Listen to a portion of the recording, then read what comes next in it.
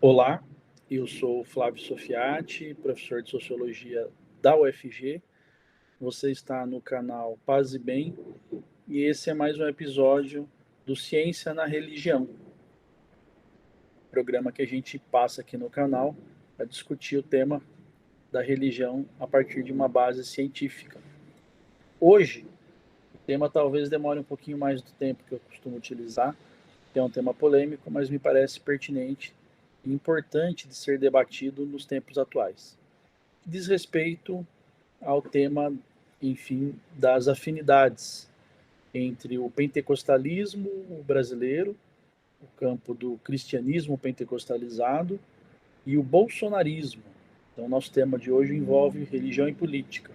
E envolve também a temática da presença, né, do ressurgimento do tema do fascismo no contexto brasileiro.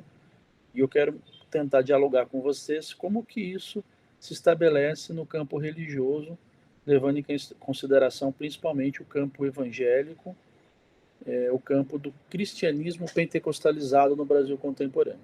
Bem, para isso eu preciso de um preâmbulo, né? Enfim, primeiro, de que ponto de partida que eu parto, né? Da onde que eu parto para pensar essa temática? Bem, meu campo é o da sociologia da religião, das ciências sociais da religião. E eu, em princípio, trabalho muito com a perspectiva da sociologia dialético-compreensiva, né?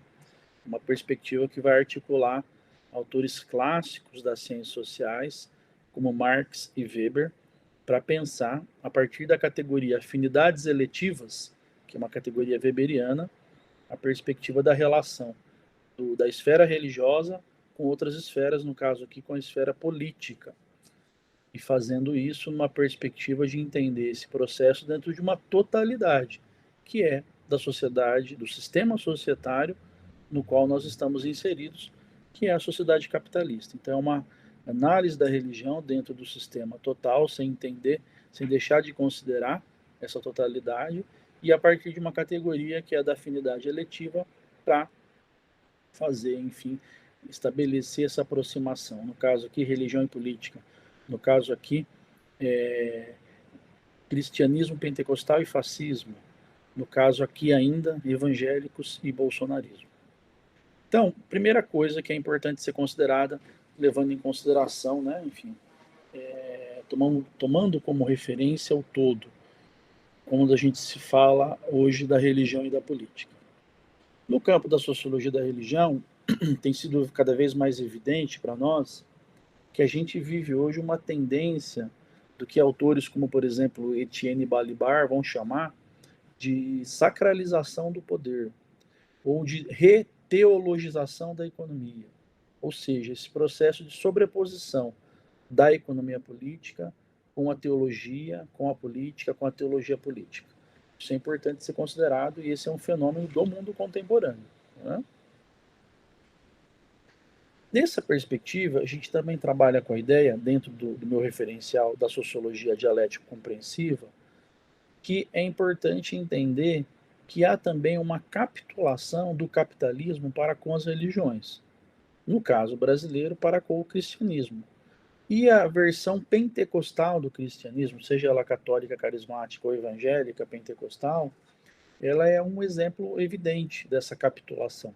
Ou seja, são igrejas que, no bojo da sua teologia, no bojo dos seus dogmas, tem muito impresso, muito impregnado a lógica da mercantilização. Tanto é que a gente trabalha muito com a ideia de mercado de bens de salvação. Né? Os fiéis se tornaram clientes. Eles transitam dentro das ofertas, das múltiplas ofertas de bem de salvação oferecidas pelas instituições, enfim, pelos círculos religiosos presentes no Brasil. Então, isso é um elemento importante de ser considerado. Tá?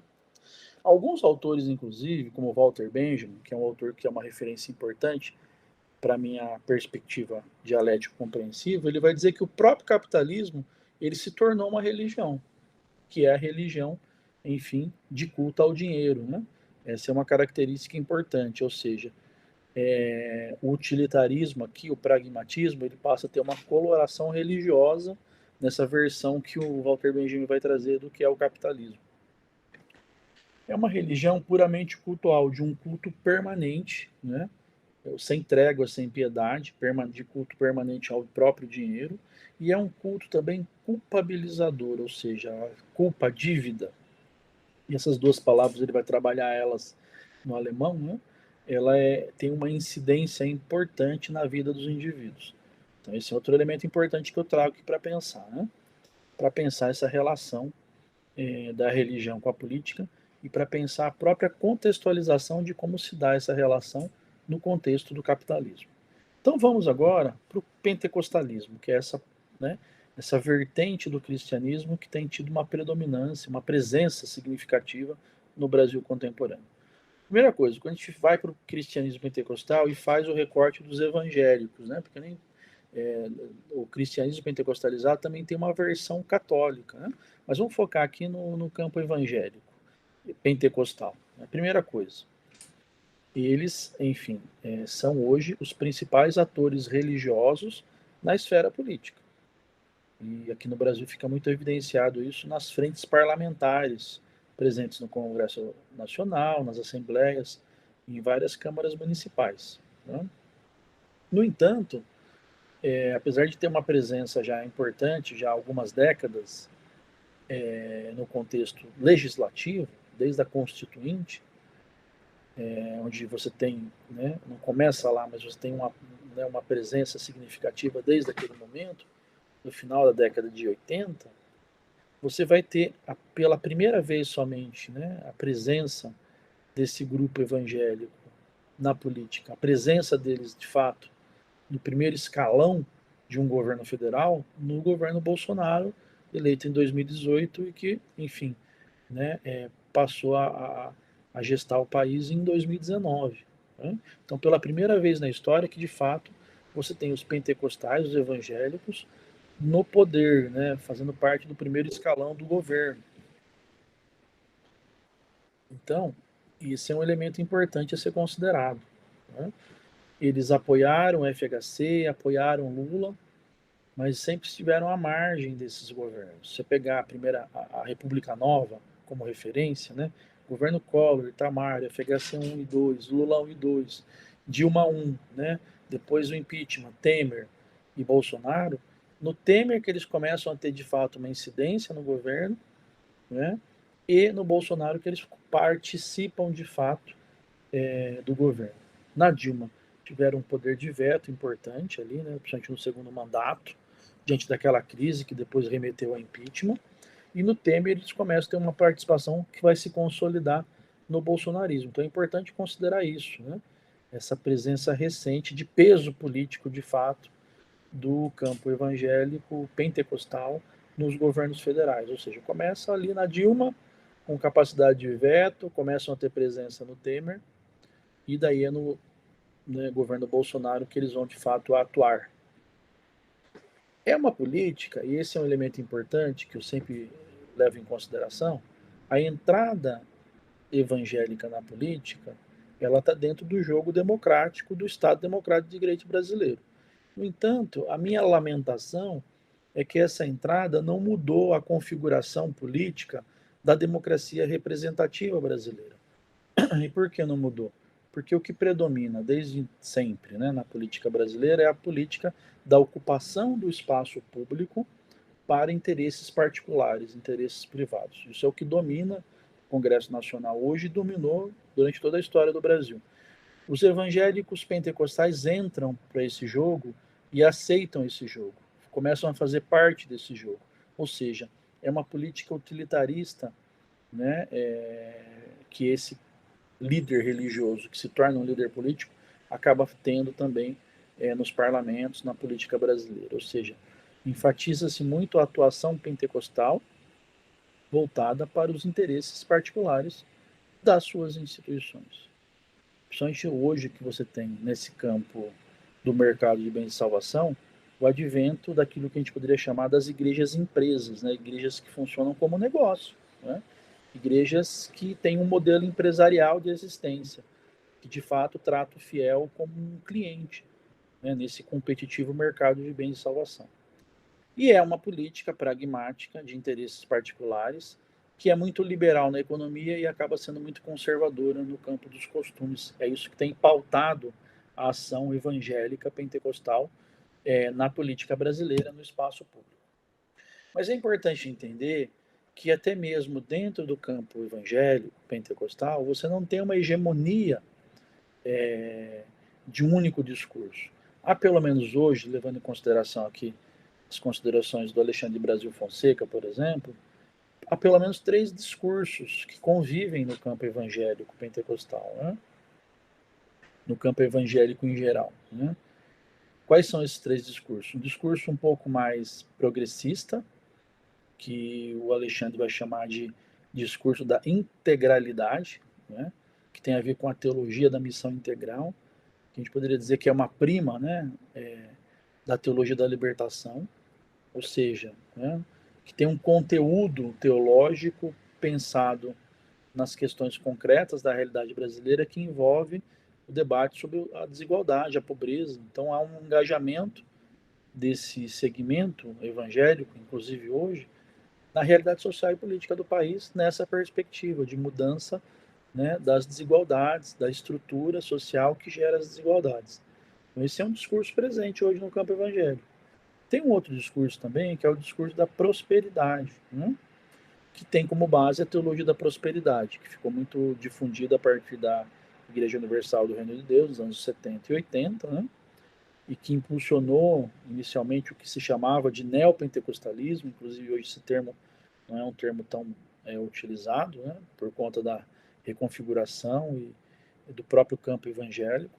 Mas, enfim, é uma teologia que vai pensar a resposta para a diferença, para a desigualdade, no âmbito individual.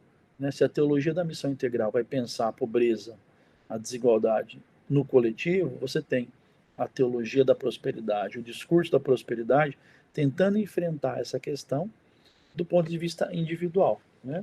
Do enriquecimento imediato dos indivíduos. Né? Há nesse discurso também uma certa ausência de aspectos relacionados a um conservadorismo moral. No entanto, além desses 2 discursos trazidos aqui, há um terceiro, e é esse que está mais conectado com essa configuração que eu estou trazendo hoje, da presença política da religião evangélica, principalmente na esfera pública, que é o que o Alexandre Brasil vai chamar de discurso da integridade. Então, diferente da integralidade, tá certo? Esse discurso é um discurso que não tem uma teologia definida, é um discurso mais recente no Brasil, né? Não há uma teologia unificadora que articula, mas é também focada no indivíduo, né? E há nesse discurso aquilo que, enfim, eu tentei trazer aqui no elemento teórico, confirmo com esse discurso na prática, ou seja, essa afinidade eletiva entre esse cristianismo que faz esse discurso da integridade com o capitalismo. Né? E aqui você tem, né, que sublinhar o elemento conservador. É nesse discurso, é nesse grupo específico do evangelismo pentecostal que você tem essa unidade capitalismo e cristianismo, e que você tem também esse discurso conservador no que diz respeito ao controle dos corpos, aos costumes. Né? Então você tem a afirmação de uma liberdade individual, de um liberalismo econômico e a defesa, né, de valores morais tradicionais ligados principalmente à cultura branca, masculina, hétero e agora, né, evangélica dentro desse discurso, ou seja, é a afirmação do capitalismo presente no Brasil, que é patriarcal, que é misógino, que é racista, né, e que é conservador, né, que vem desde lá da colonização, onde você tem o senhor patriarcal dominando todos os outros corpos femininos, né, negros, né, na perspectiva de controle mesmo. Então, esse discurso da integridade traz no seu bojo toda essa história, enfim, de um capitalismo patriarcal, né, de controle dos indivíduos, a partir de um discurso moral. Né? Como não tem uma teologia unificadora, como a teologia da missão integral e a teologia da prosperidade, para as outras 2 formas de discurso trazidas aqui anteriormente, esse discurso que predomina hoje no campo evangélico, né, talvez seja o mais potente, ou o que mais aparece do ponto de vista midiático, eles não traz uma teologia unificadora, mas traz um conjunto de valores e práticas que estão associadas a processos muito similares, diria o Alexandre Brasil, que a gente tem, por exemplo, no contexto dos Estados Unidos, tem a ver com essa ideia da constituição de uma América cristã. Né? Então, né, ela vai, né, esse discurso religioso vai marcar uma posição no espaço público no contexto brasileiro, dentro dessa característica, dessa afinidade próxima com o capitalismo, com todos os seus elementos de desigualdade e de desrespeito às diferenças. Bem, feito essa contextualização, é importante eu trazer um outro tema aqui, né, que envolve todos esses elementos, que é o debate sobre o fascismo, né? A questão do fascismo. Por que é importante trazer isso? Porque nós estamos falando em conservadorismo, em presença pragmática de grupos religiosos na política, de manutenção de uma sociedade desigual dentro dos moldes patriarcais capitalistas, né? E é preciso entender como que o tema do fascismo entra nessa perspectiva. E nesse sentido, né, como eu falei no início, por se tratar de um tema importante, e o nosso desafio aqui é sempre pensar a religião do ponto de vista da ciência, né? A gente vai trazer inicialmente aqui uma categorização do que é fascismo, conceito, né? E para isso eu vou me referenciar na escola de Frankfurt, principalmente nos estudos do Adorno, né? Que vai dizer, né, vai apresentar uma definição do fascismo que é importante, do meu ponto de vista ainda hoje, para entender esse contexto agora, né, no início do século XXI. Tá? Ele vai pensar esse conceito e eu vou, enfim, tomar a liberdade de assumir esse conceito do Adorno, que é feito, enfim, historicamente para tentar entender o nazismo alemão, né, o fascismo italiano, e ele vai usar características, né, da experiência alemã, da experiência italiana para pensar, para construir essa categoria, mas eu vou fazer isso numa perspectiva weberiana, né, que a gente poderia chamar de tratar o conceito como um conceito histórico-desenvolvimental, um conceito que se expande e se retrai a depender do contexto social, ou seja, então eu vou me apropriar, né, de forma, enfim, a construir uma análise a partir do conceito da realidade brasileira, mas trazendo aí uma relação de diálogo entre essa categoria do Adorno e a realidade brasileira. Por que eu faço isso? Porque eu posso, enfim, a partir dessa categoria adorniana, né, pensar o bolsonarismo. Né? O bolsonarismo como uma verdadeira nebulosa fascista, como uma versão fascista, né, brasileira, atualizada dessa categoria fascismo. Né? E é importante entender o fascismo, né, esse é meu olhar, não como uma curva fora do capitalismo, mas como a expressão mais bem elaborada do que seria o capitalismo, que é, enfim, uma sociedade de liberdade extrema, inclusive na perspectiva do direito do indivíduo subjugar o outro, explorar o outro sem regras, sem consequências. Né? O governo Bolsonaro, né, enfim, pode ser considerado como um elemento importante desse movimento bolsonarista, porque não é só um governo, mas é toda uma movimentação com seus apoios. Né? É um agrupamento político. Tá? E nessa perspectiva, eu queria trazer junto com o Adorno um outro autor que me importa muito para pensar o fascismo, que é o Humberto Eco. Né?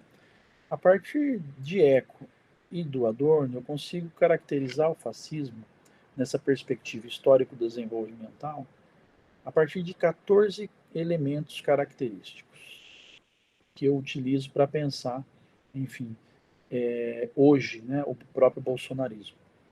Então, a partir dessas categorias, eu tento entender: será que o bolsonarismo de fato é um tipo de fascismo à brasileira?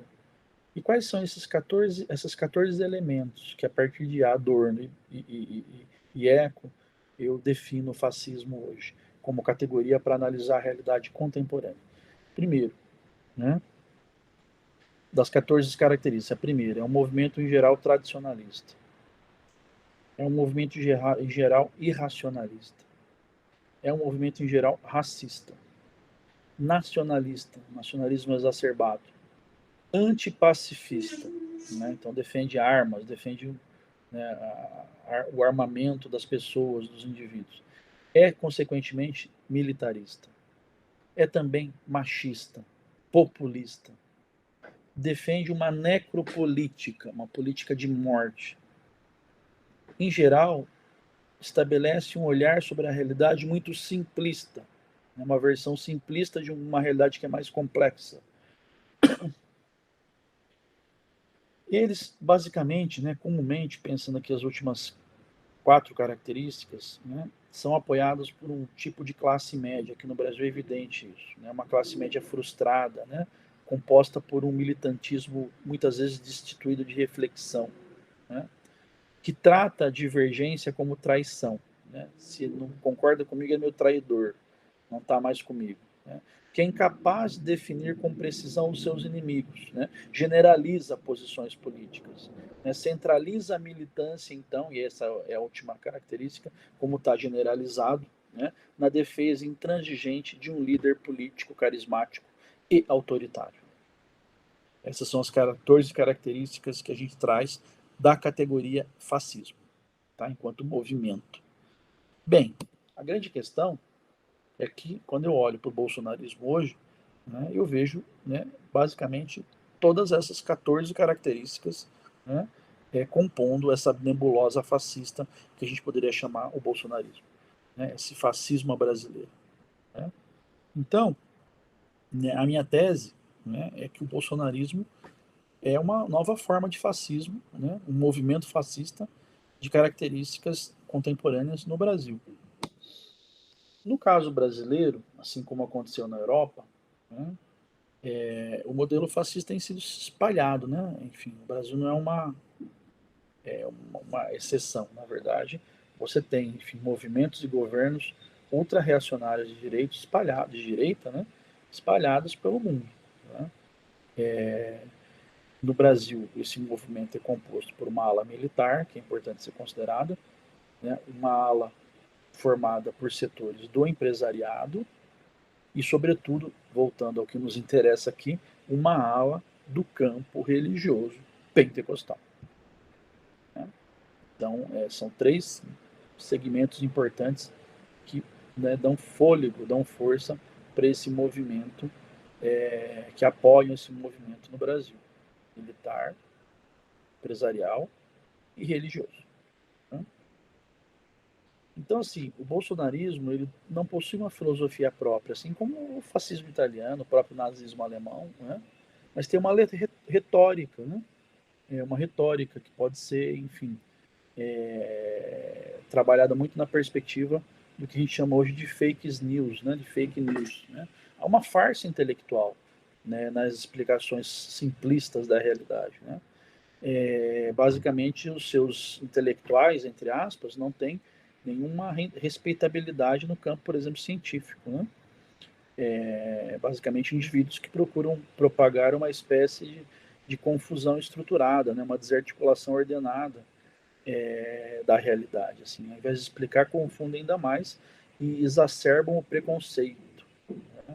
Então, no caso, por exemplo, brasileiro, a gente tem, assim, tínhamos a figura do Olavo de Carvalho, que se considerava um filósofo, mas não tinha respeitabilidade nenhuma na academia, e também, no caso do governo Bolsonaro, o que ficou conhecido como o Gabinete do Ódio, que era um propagador, enfim, uma estrutura de propagação de notícias falsas. Propagam também um pensamento contra-revolucionário, que atrai setores desse cristianismo pentecostalizado, principalmente das igrejas evangélicas pentecostais e uma parte do próprio carismatismo católico, com essa condenação da racionalidade, com certas recusas de descobertas científicas, o questionamento de descobertas irrefutáveis, como, por exemplo, a Terra é redonda, a vacina, como fundamental para a prevenção de doenças, toda uma recusa, dessas descobertas científicas que já estão, muito bem, enfim, aprovadas e comprovadas. E também teses importantes, e já também consolidadas do campo científico, como a teoria da evolução das espécies, a própria origem do planeta. Então, esse é um elemento importante que envolve também o campo evangélico pentecostal. Outro aspecto específico, desse bolsonarismo, desse fascismo à brasileira, ou como a gente poderia usar o termo do Michel Louvi, esse neofascismo bolsonarista, é o obscurantismo, né? Esse desrespeito pela ciência, como eu já trouxe, né? Então, isso é uma coisa que envolve muito o campo evangélico pentecostal, né? Ou seja, né, o terraplanismo está muito presente ainda no campo evangélico, né? E o Bicholov, inclusive, vai dizer, né, que no caso de Bolsonaro e dos pastores, né, seus amigos pastores pentecostais, como ele vai usar, e ele vai citar o Silas Malafaia, o Edir Macedo, entre outros, né, o Bicholov, vai falar desses pastores, né, que são, enfim, amigos próximos do Bolsonaro, que são bases de sustentação, principalmente o Silas Malafaia, desse fascismo brasileiro, né, e eles vão, enfim, construir uma lógica muito obscurantismo de olhar sobre a realidade e vão dar uma força importante do ponto de vista cultural para esse movimento político, né, chamado de bolsonarismo. Né. A cultura também é inimiga, ela é condenada, né, no bolsonarismo, né. Ela é atacada, né, ela, enfim, o governo Bolsonaro deixou isso muito evidente quando atacou os recursos, as políticas públicas envolvendo a questão da cultura, né. Por quê?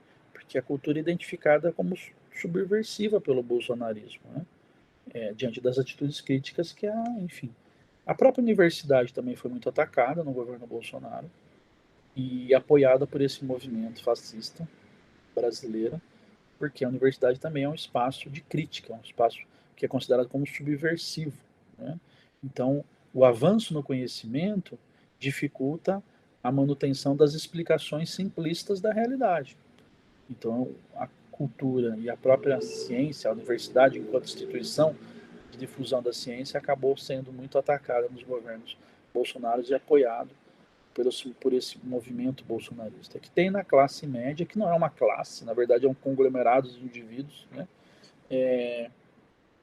o seu principal grupo de apoio. Né? Então eu falei, tem três elementos importantes aqui, né? O militar, o empresarial, né? O militar, né, que dá coragem, o empresarial que investe financeiramente e o religioso que impregna na cultura, né? Mas o público vem basicamente de uma classe média, né? Uma classe média, que é importante considerar que no caso brasileiro, tem historicamente, né, se vinculado a lutas por privilégios.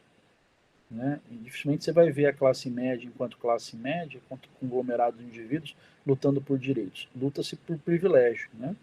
Ela nunca soube ser solidária, por exemplo, com as classes populares. É só olhar a história do Brasil. Né? Ela se sente, inclusive, prejudicada quando essa classe popular ela tem mais direitos. Né?